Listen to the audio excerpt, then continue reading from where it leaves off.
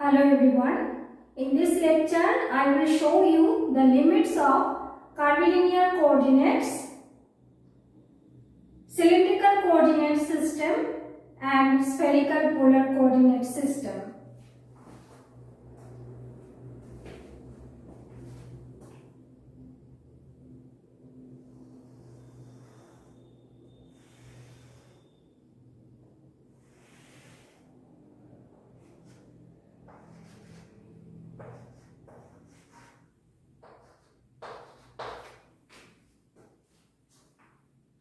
If we draw a cylinder,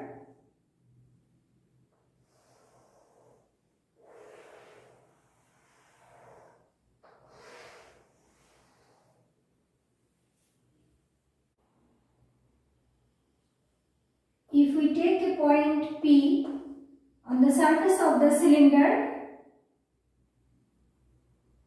then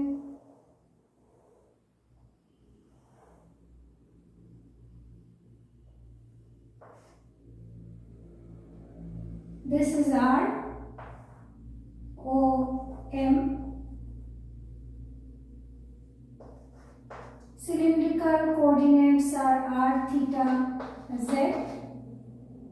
So OM is r, PM is z. This angle is theta. Angle LOM is theta. Now you look here, r varies from 0 to infinity. If it goes up to infinity, starts from 0, ends at infinity or towards infinity. And theta varies from 0 to 2 pi. So r less than infinity, greater than 0, and theta less than 2 pi and greater than 0. So you may give here equal theta less equals to 2 pi greater equals to 0 and r less than infinity greater than 0. R equals to 0 less than infinity. And z varies from minus infinity to plus infinity. So you see here, this is z, PM is z. So z may go upward up to infinity and it is from minus infinity. So z varies from minus infinity to infinity. Now let us try to understand the spherical polar coordinate limits.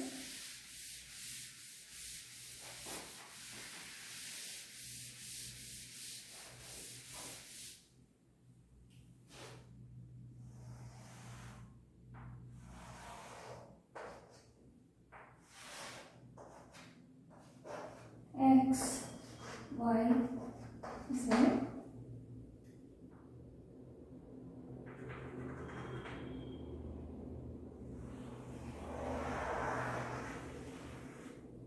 If we take a sphere whose center is at the origin, and if we take a point P on the surface of the sphere, O is the origin and OP is R, and this angle is phi, this is M, PM is Z, this angle is theta. So you see here R varies from 0 to infinity and theta varies from 0 to pi and phi varies from 0 to 2 pi.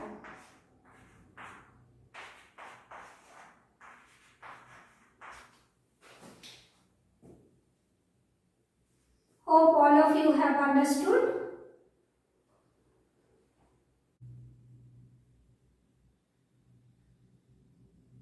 Welcome back to my curvilinear coordinate class. Let us try to understand what is curvilinear coordinate.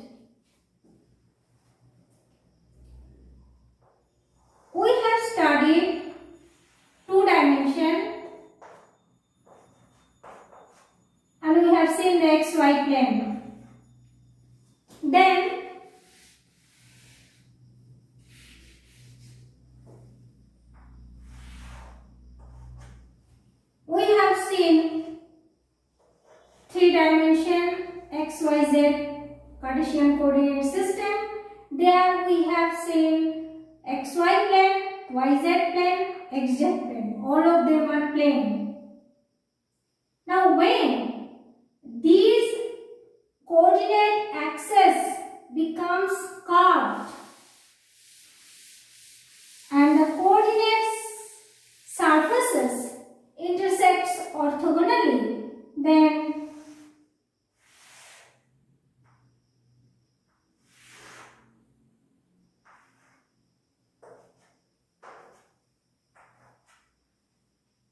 they are called orthogonal curvilinear coordinates. You look here, the coordinate axis becomes curves, coordinate curves, and these planes are not planes now, they are curved surfaces. Curved surface. They are called coordinate surfaces. So if two coordinate surfaces cut orthogonally or they intersect in right angle, then they are called orthogonal curvilinear coordinates.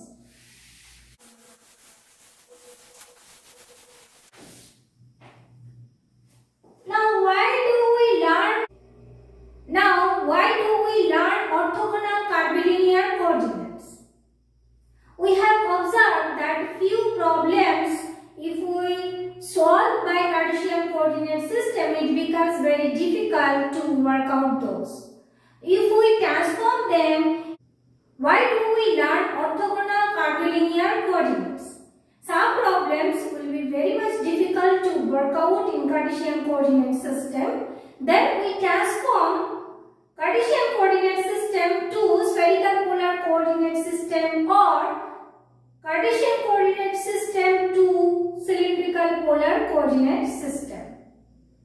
And we get the relationships, what we have done in the earlier class. We found the relationships between Cartesian coordinate system to spherical polar coordinate system and Cartesian coordinate system to cylindrical polar coordinate systems. And while we will do the integrations, suppose from Cartesian coordinate system to cylindrical coordinate system, then we have to multiply by the Jacobian. And the Jacobian we have already found in several video lectures. I have shown you that how did we find the Jacobians for Cartesian coordinate system and for spherical polar coordinate systems. We have to, like, I am giving you one example. Suppose triple integral dx, dy, dz. So x, y, z transformed into r, theta, phi. Then what we will do? We will take the Jacobian, mode of Jacobian dr, d theta, d phi. Obviously the limits will be changed.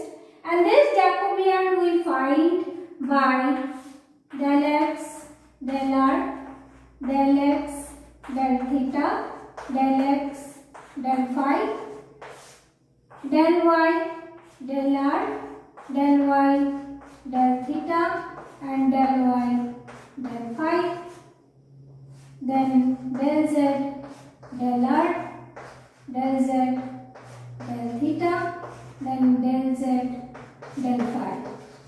We find the determinant of this, then we find the mode of that Jacobian. So, while we transform one coordinate system to another coordinate system, then we have to multiply by the Jacobian.